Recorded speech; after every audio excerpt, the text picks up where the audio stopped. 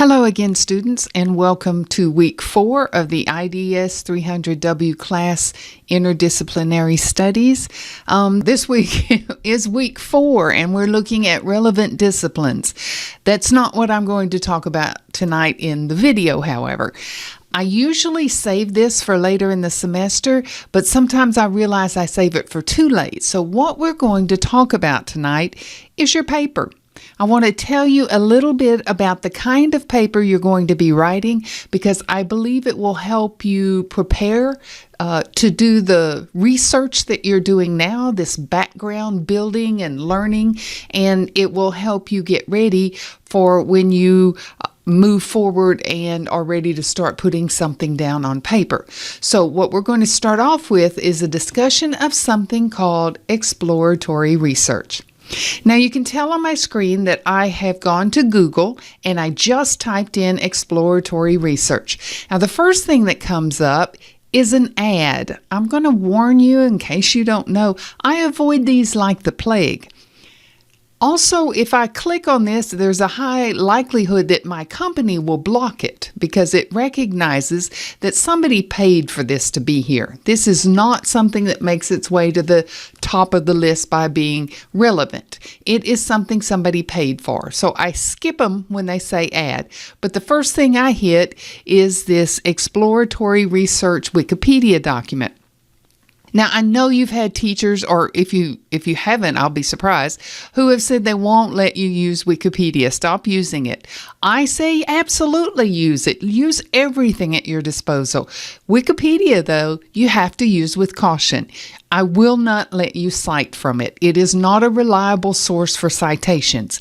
It is a great source, however, for digging up source material that is reliable. So I just want to let you know, use it with caution, and I'll help you through how to use it better, but I use it all the time in my research.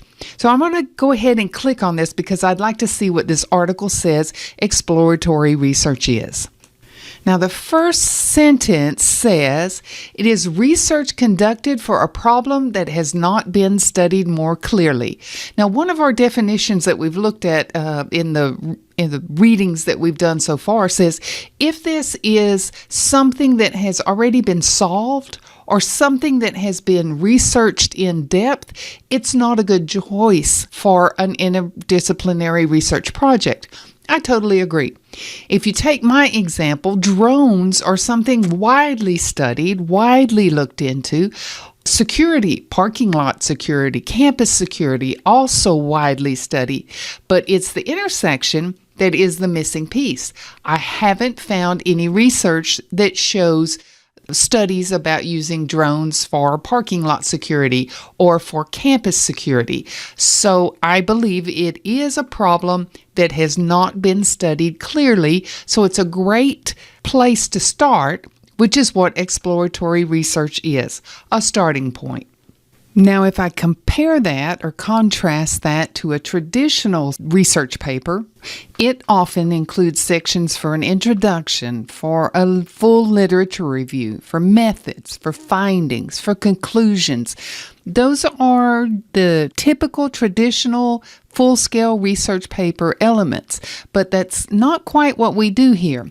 Ours is really a precursor to that. So one of the other things I want to make a point of mentioning here is that exploratory research is primarily secondary research. So let me go back because this little image here is kind of interesting. I'm going to go ahead and click on it.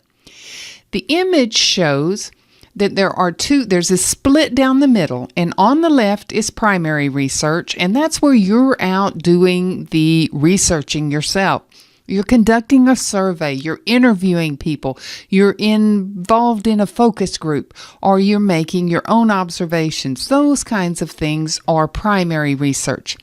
Secondary research, however, is online research. It's literature research. It is case study research. It is referring to the work of others in order to build a topic. So you may be wondering if we're not really going to have a hypothesis that we're trying to prove or disprove in this assignment, Are we just doing a reflection, an essay, or a discussion?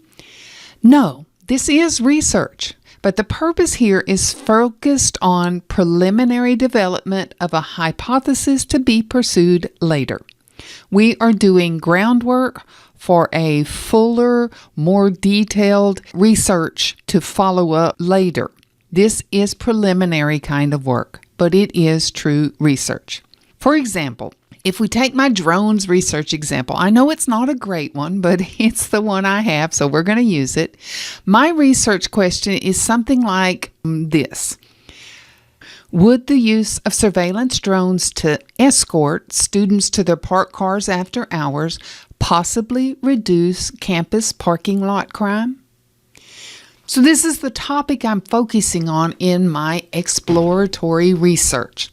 Later, hypothetically, I might decide to develop this into a more formal research paper that includes a hypothesis. It includes formal data collection methodology.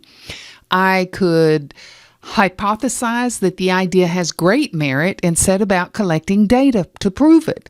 I might design research that includes interviewing campus police departments or maybe surveying students on their feelings about having drone surveillance or looking for similar case studies for drone usage, those kind of things. But honestly, my topic is simply not ready for that yet. Once the exploratory research is complete, I might decide to pursue a different hypothesis based on my findings. Who knows? That's the whole point of having the exploratory research. So now we've talked about what the research paper is not. It's not active research designed to provide a solution. Then what exactly is our research about? Well, the reason we're pursuing this is that we're trying to learn about systematically collecting data about facets within our selected topics or questions. You may have a question instead, and analyzing it. The primary purpose is to, quote, gather preliminary information that will help define problems and suggest hypotheses, unquote.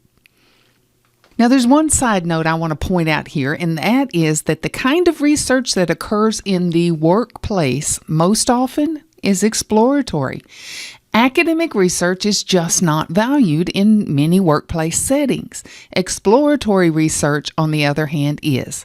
It doesn't mean I'm not going to ask for some formality in your papers and some citations that are proper and thorough, but it does mean that you can think about your problem in situations outside of academia, because this is a step towards the kinds of things that you might be involved in the workplace.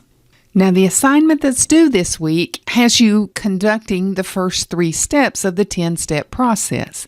You're going to identify what question or topic you want to write about. You're going to justify using an interdisciplinary approach, and you're going to identify the disciplines that you will be using. Now, for step 1, you may identify something that turns out to not be the one you want to do. This is for this week's assignment. If you come up with the topic or the problem or the question that you do want to address in your paper, that's great. That just puts you that much further ahead.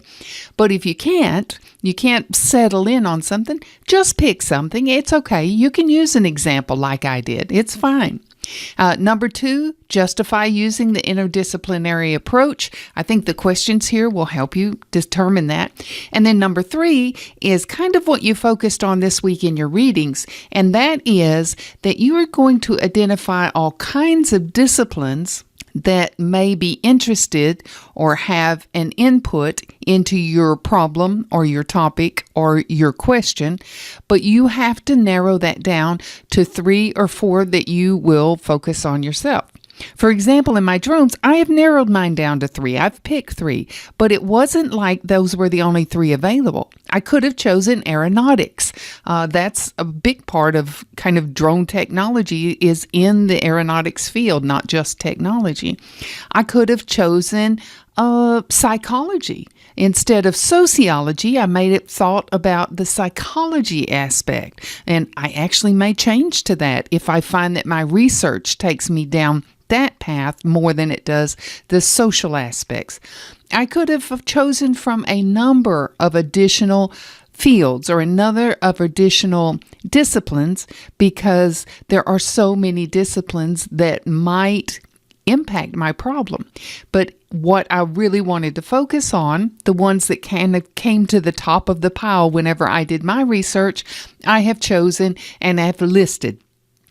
Again, you can list these. You can change your mind as you go. They may not be the ones you end up with, but I need to see you making progress along the way. So I want you to complete steps 1, 2, and 3 the best you can. Now it's definitely time to bring this topic to an end, but I did want to let you know that I am really enjoying reading your O3WS. Is that the right number? Whatever it is, your workshop on the 10 steps. Awesome job. Those are coming through really, really well. I can see there are some creative minds out there. I have to say, for somebody like me, that's a bit of a struggle. I'm more analytical than I am creative. So I'm really enjoying seeing those come in. And I look forward to reading your other papers as well this week. But nice job. Carry on. You're doing a great job. And I am enjoying interacting with you, even if it is just through your papers. Have a good week, and I'll see you next week. Bye.